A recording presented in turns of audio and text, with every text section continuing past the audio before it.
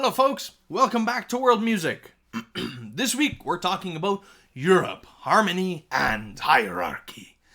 We're going to be taking a look at many different countries found in Europe: Greece, Spain, Russia, Scotland, Ireland, Hungary and Bulgaria.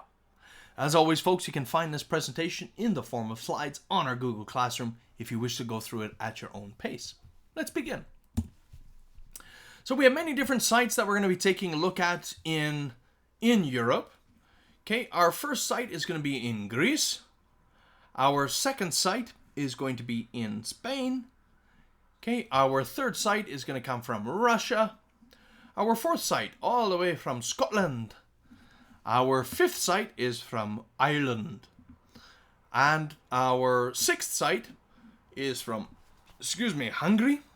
And from Eastern Europe, we are having our final site from Bulgaria. So, some background information. There's Western Europe and Eastern Europe. These were divided during the Cold War, but once the Cold War ended in 1989, early parts of 1990, the different countries of Europe formed a union, a European Union, one central continental type country. There are 41 nations or so that make up the European Union. Languages differ across different cultural backgrounds from country to country. There are Jewish populations throughout Europe, as well as the Roma, the Romani ethnic groups. Okay, and the Romani, the Rom, or we call them Gypsies, they are traditionally migrant people who originated in India, okay, and traveled and settled in different parts of Europe. So classical versus folk music.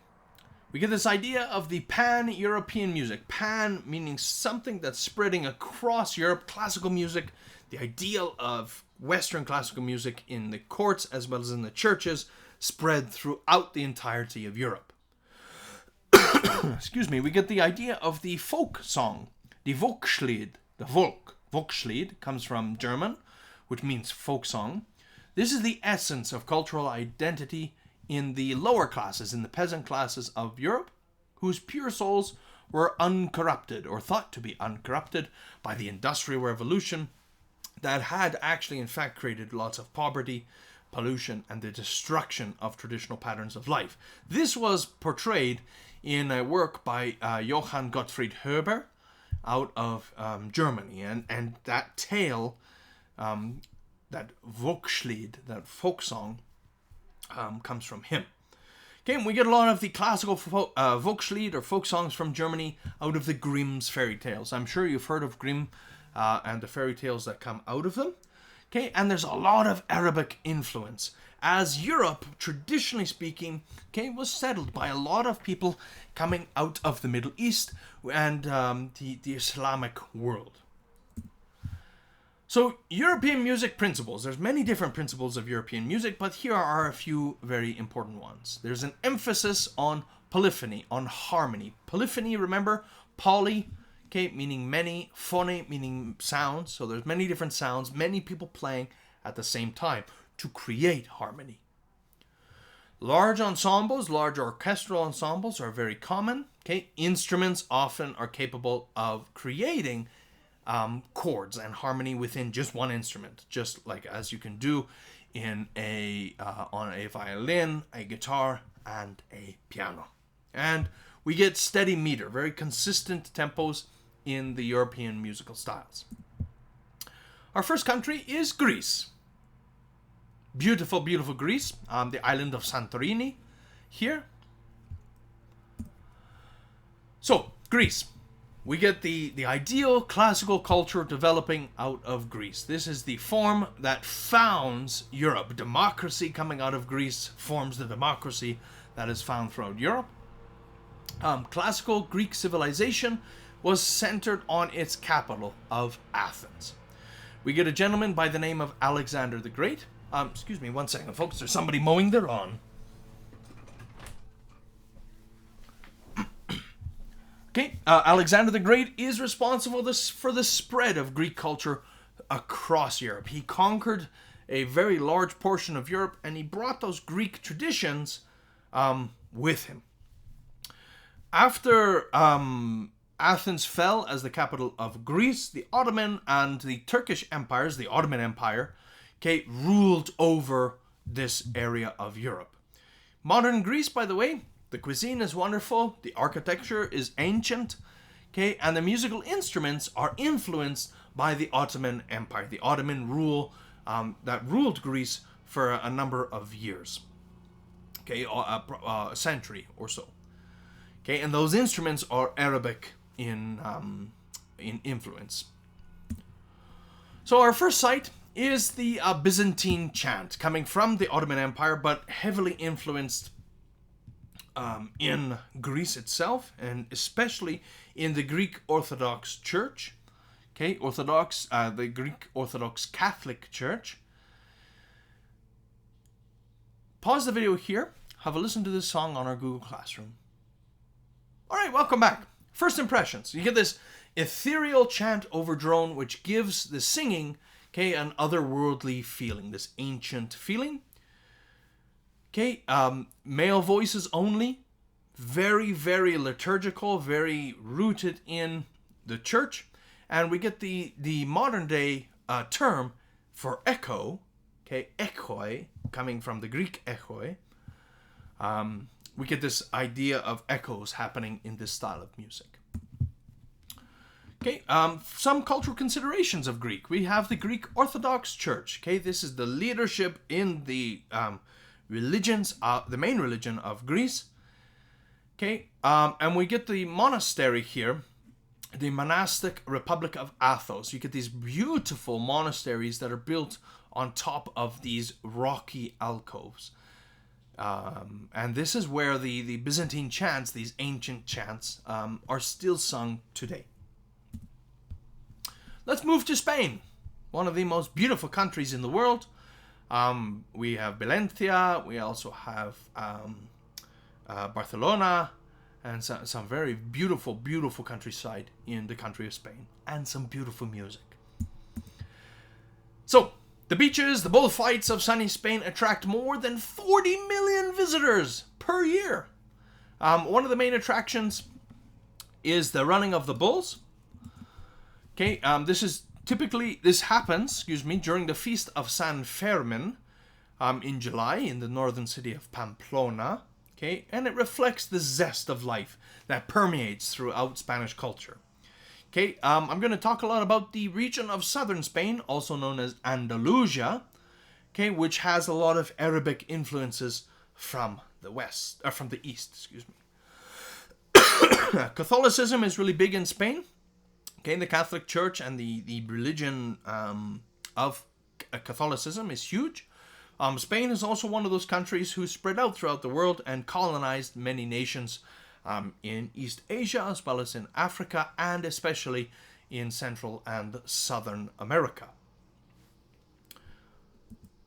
So, our style of music that we're taking a look at in Spain is the flamenco guitar style. Pause the video here, have a listen. Welcome back. So, flamenco is a Spanish musical tradition that features vocals with guitar accompaniment, and it is characterized by passionate singing and vibrant rhythms. We get the vocalist, who is called a cantauras. Okay, typically they're male vocalists. Sometimes you see females. We get this interlocking hand clapping and idea. Okay, and they call that the palmas, the palmas. Okay, and we also get lots of finger snapping, the palillos or the pitos. Some cultural considerations. So the word in Spanish is called duende. Duende means passion, and it refers to an emotional quality that is considered essential in Spanish flamenco singers. If you don't have passion or duende, you might as well not even sing in the flamenco style or play guitar in the flamenco style. Okay, the setting, we call it is a juerga. Okay, this is an informal event in which the separation between musicians and audiences is blurred. Everybody comes together in this experience. Everybody participates. All right, let's move to Russia. So, we have arrived in Russia. It is the world's largest country. Okay. It has its two largest cities are Moscow and St. Petersburg. It was formerly ruled by czars and was formerly called the Soviet Union, where communism ruled up until, well, still rules today in some sense, but it was really heavily focused on in terms of the political side of Russia and the Soviet Union up until the early 1990s. Is Russian music classical or is it folk music? Well, there's two different types. There's the secular, okay, the non-church music, and the more sacred music still sung in churches. Many Russian art music, okay, we have many Russian composers that are counted among some of the greatest composers of the last 200 years. Nikolai Rimsky-Korsakov, as well as Tchaikovsky. Okay, and we get a lot of work songs. The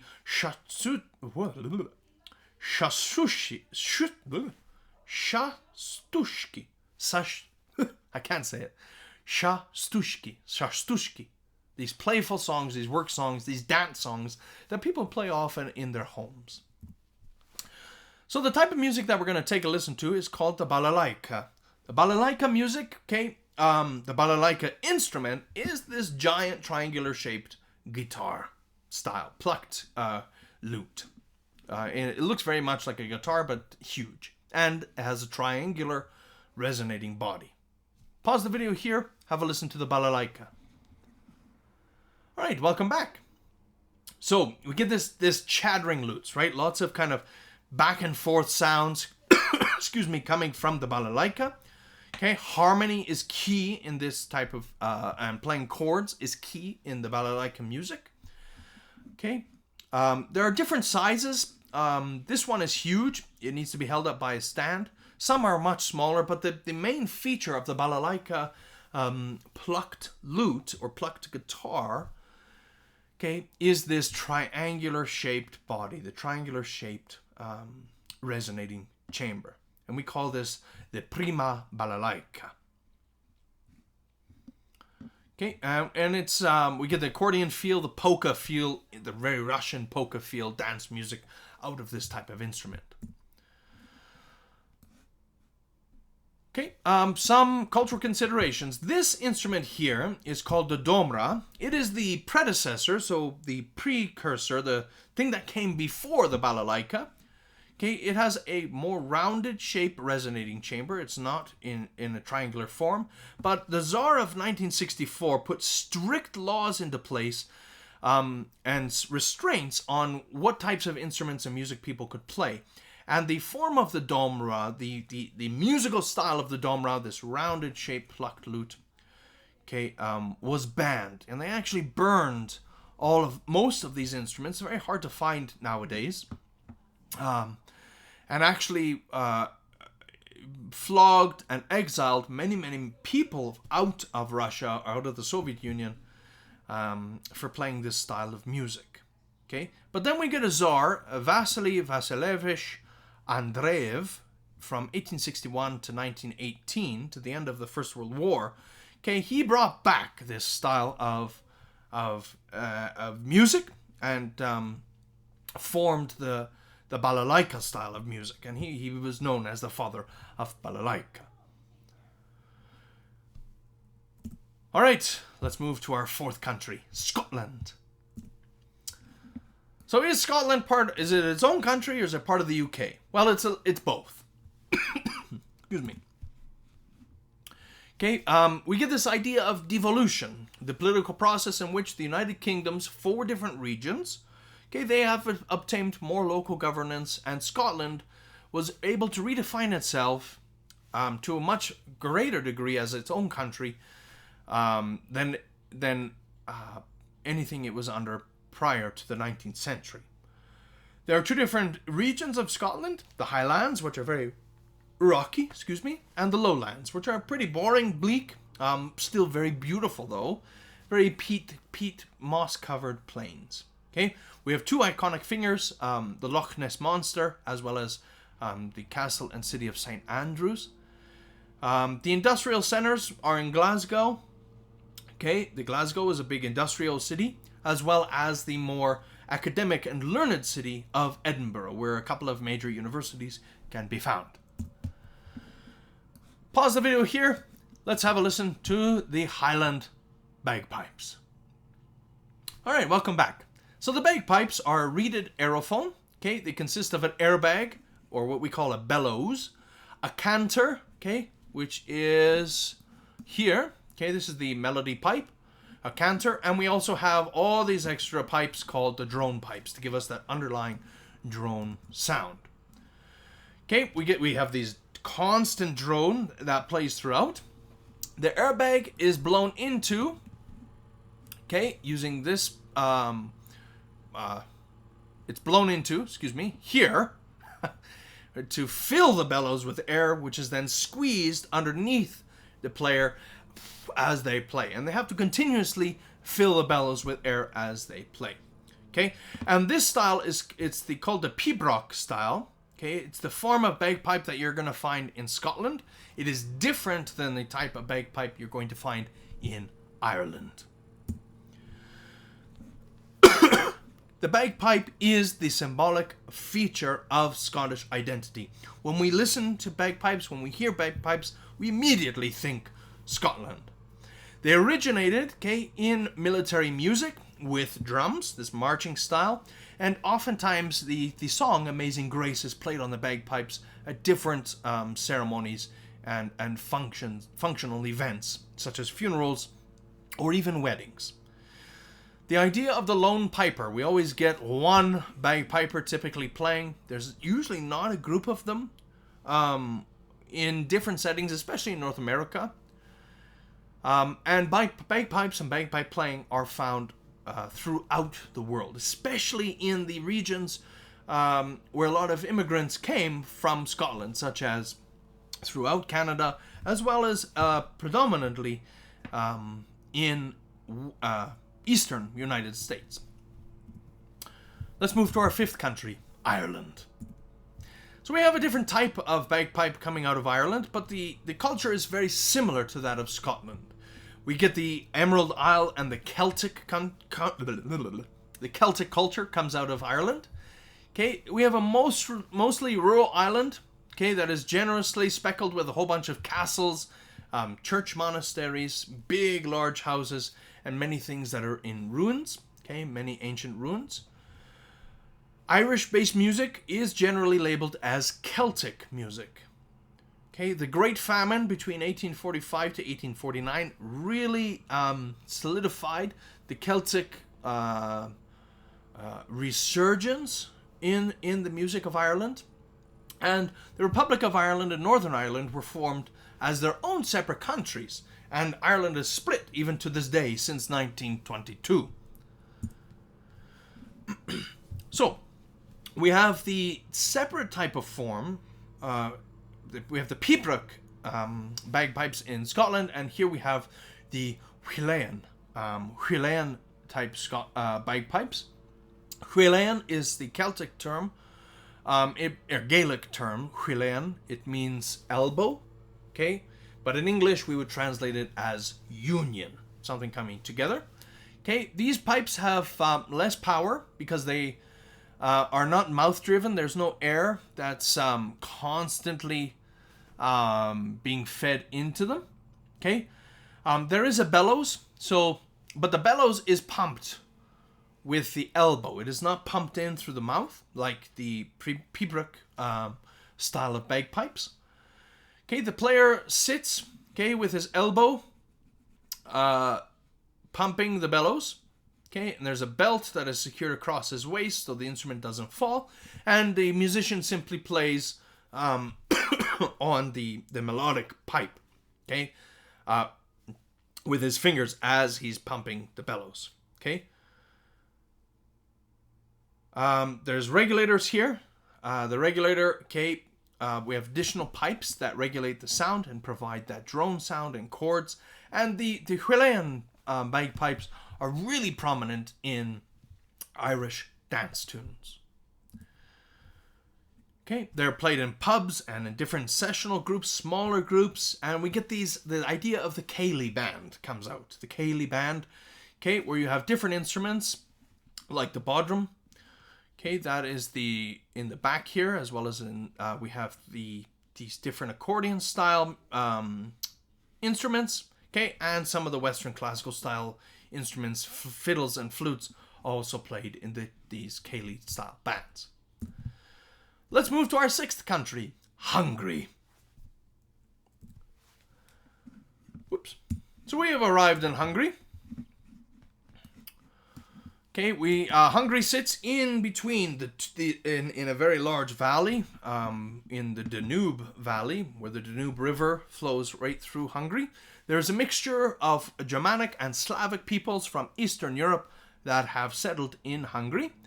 Okay, is it part of Eastern or is it part of Western Europe? Well, some would argue one or the other. Today we would consider it kind of both. The country of Hungary itself is influenced by both Eastern and Western European influences. Okay, and they were unfortunately the center, one of the center cities between the two major wars, World War II under the Nazi regime, as well as under the Soviet Union during the Cold War. And this really split the people of Hungary and their cultural beliefs. Budapest, which is the capital of Hungary, is home to a very mature European style of classical music. Okay, and you can find it throughout the country, as well as the ethnic group, the Rom, or the Gypsies. They practice their own style of more folk or Volkslied type music. Pause the video here and have a listen to the hurdy-gurdy.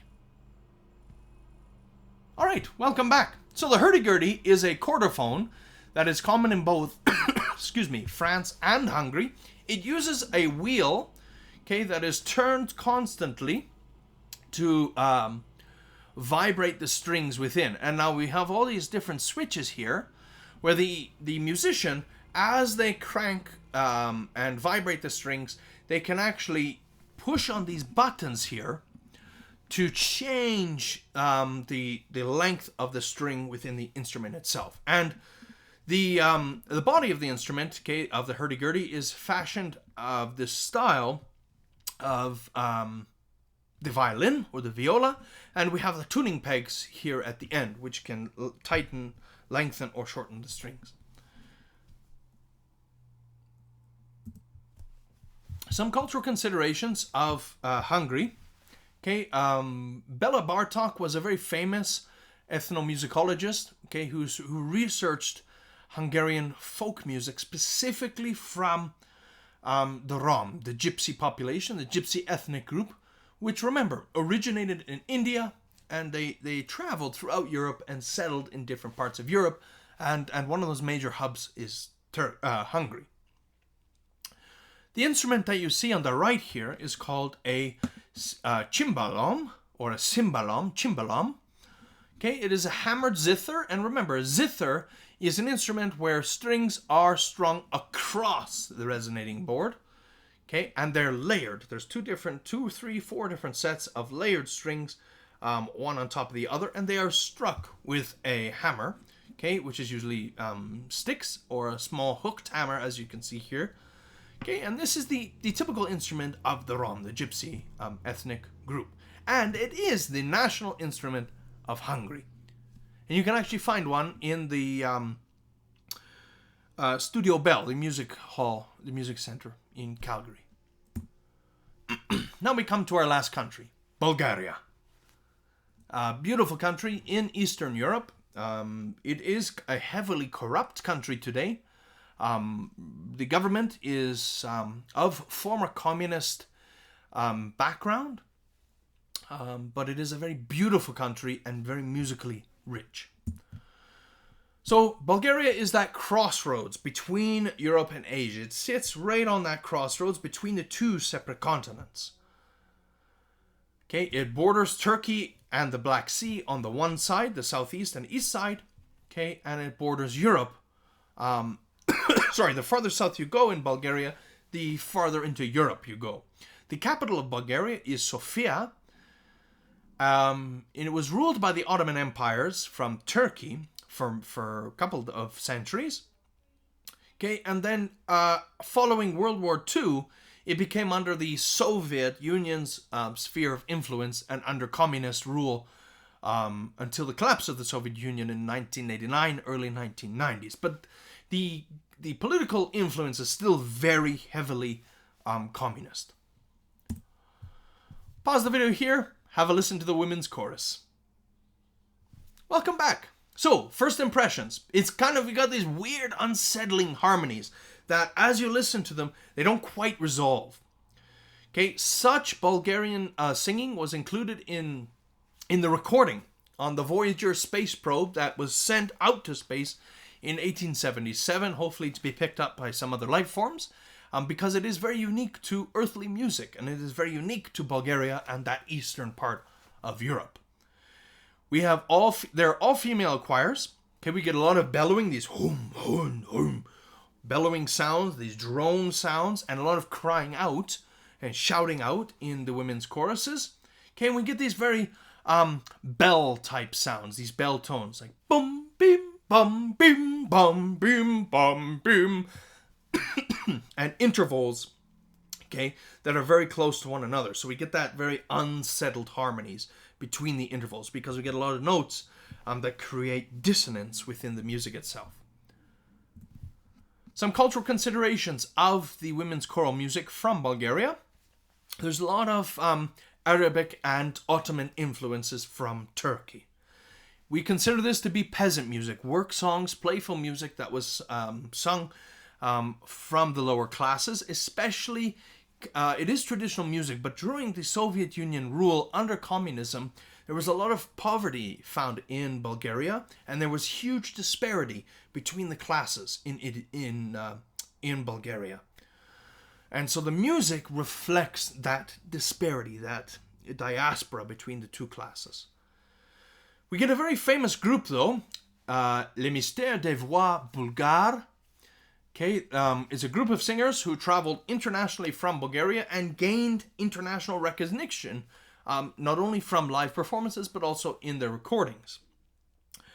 But because Bulgarian women's choral singing is so attractive to people outside of Bulgaria, it has become one of the most prevalent facets of world music. And that is why it was sent on that Voyager satellite music disc out into space in 1877, is because it is one of the most prevalent facets of world music and one of the most recognizable sounds in terms of world music recordings.